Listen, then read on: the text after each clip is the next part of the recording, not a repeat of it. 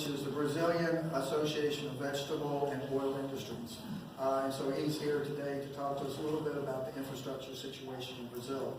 In his job, he's responsible for analyzing the soybean situation and helping guide development for ways to improve the competitiveness of the society. So I think you'll have some very interesting information. There's been a lot of changes over the last year and a lot of potential in the future. And so with that, I'll turn it over to Dan.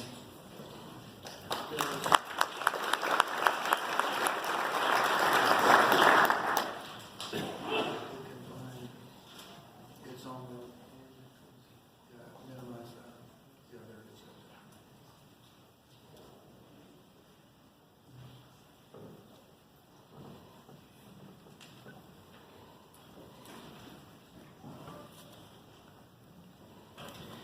Good afternoon. Thank you very much for the invitation for this great event. It's very nice to see what you do for rural producers and the whole supply chain to provide information for planning, investments. So a special thank you for the organization to invite Abiovi and me to present some insights about Brazil's soil infrastructure, improvements and perspectives.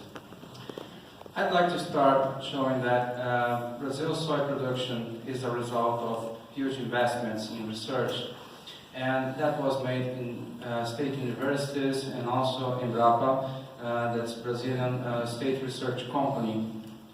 Also thanks to these brave people that believed in production in Brazilian savannas in the 1970s and 1980s.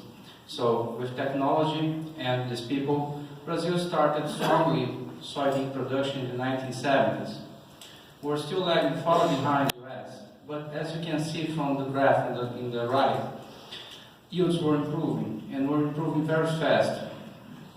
So we had potential. However, we faced very serious economic problems in the 1980s and 1990s.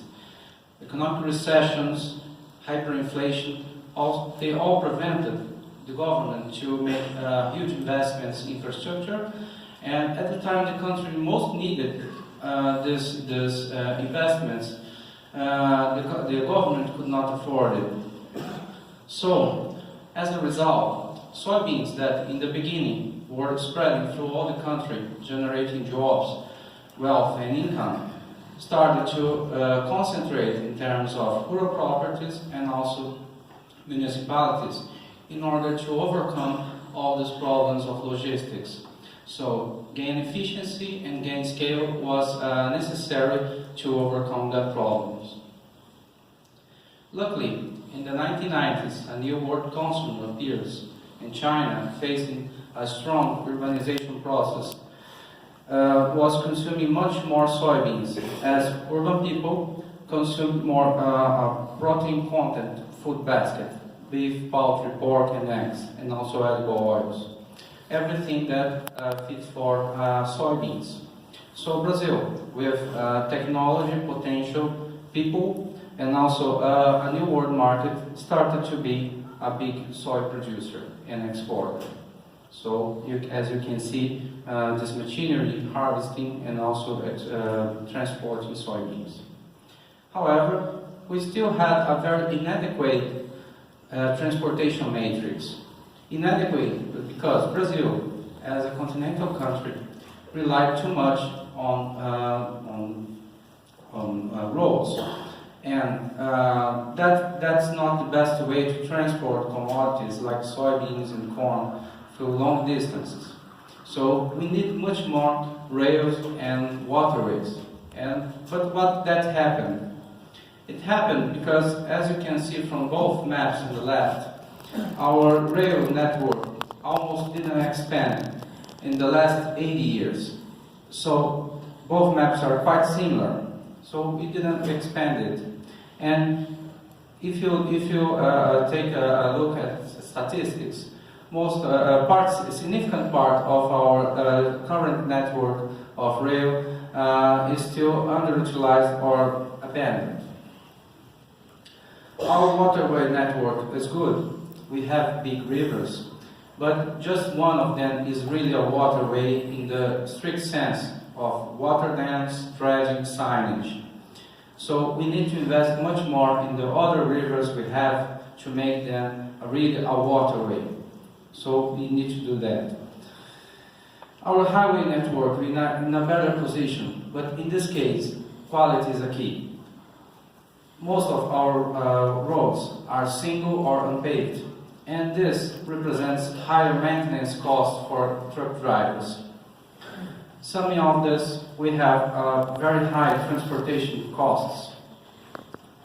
It didn't appear in the legend, but our transportation costs for similar long-distance roads of Brazil and US, you can see that Brazilian farmers pay much more to transport that soybeans.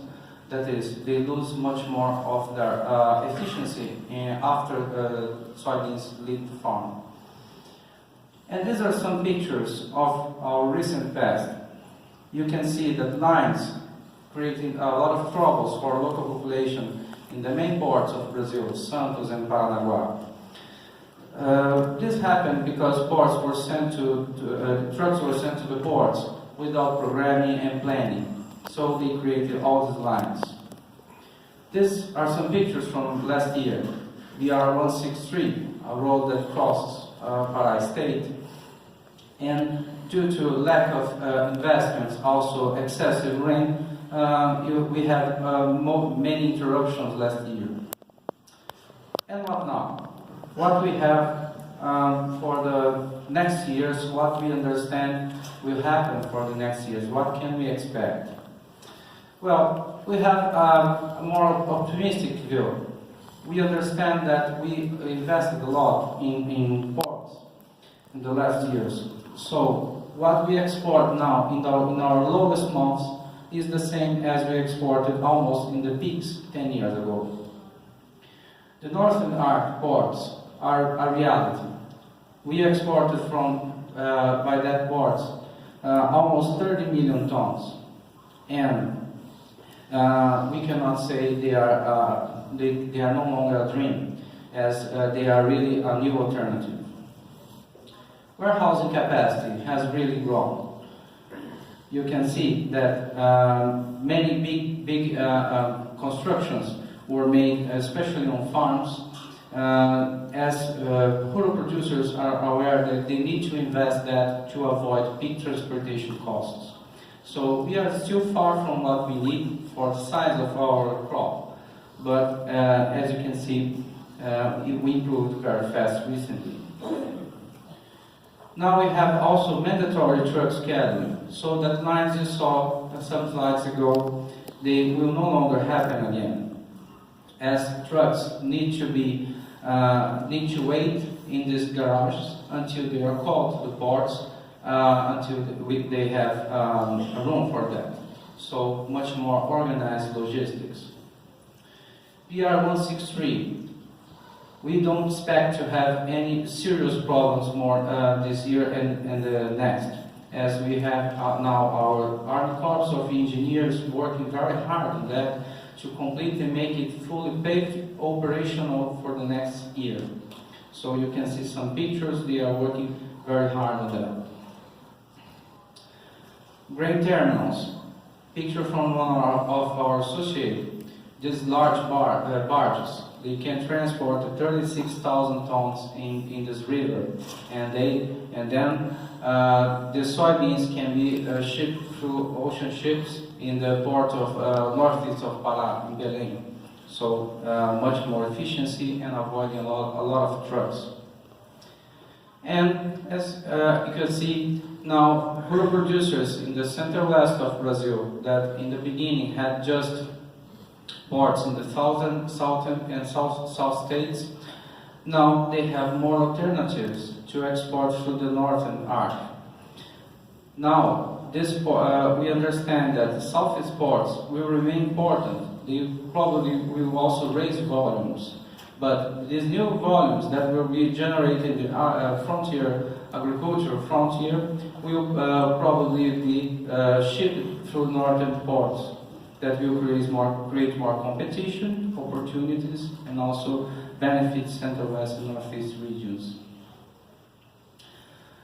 The removal of these blocks, also in the Tocantins River, will be a new opportunity to transport soybeans through barges. So we understand that when that happens, we'll have full navigation in all 12 months of the year. So this will be certainly a new opportunity. This is very strategic. This rail will connect the center of Mato Grosso to the ports, river ports in Pará State. When that happens, we'll have a lot of volumes in terms of soybeans, corn, and as we expect also soybean meal transport by rail and fully connected with barges. So we have a new logistics system, much more efficient, and we expect that to be operational in the next 10 years. In my point of view, this is the most important in Brazil. Independent on the government, as you can see, maps on the left and the right that are quite similar, we have now consensus on the country about the main infrastructure projects we need to implement. These projects, as you can see, rails, roads, concessions, are very important to make Brazil with new and modern infrastructure. So we no longer discuss what projects we need to do, but how and what's the best model to make concessions. So this is a good news. We have a consensus about that. We also under very important discussions about our current infrastructure. We have a series of concessions in terms of rails that are being under discussion about 30-year extension, conditional on huge investments to expand capacity and efficiency. So our current infrastructure will also be improved in the next years depending on the conditional terms of these concessions. My final comments. Our understanding is that Brazil had an adequate infrastructure for the time it had a much smaller production. And as this production grew very fast, we didn't have enough resources to invest in infrastructure. However, as we expect from the timelines are mentioned, we expect that all infrastructure to be ready in 10 to 20 years, and Brazil, when that happens, will have full services at competitive prices, what will make Brazilian producers much more efficient, more able to produce more, also expand this capacity, expand production, and we expect that to happen especially on underutilized pastures. But we have a lot of land, we have people, and we have the willing to produce more. And we expect, as it's mentioned, Brazil, US, Argentina to be all partners in this whole purpose to feed the world with agricultural products and all supply chain. These are associated companies. I thank you very much for the opportunity, and I'm available for questions. Thank you.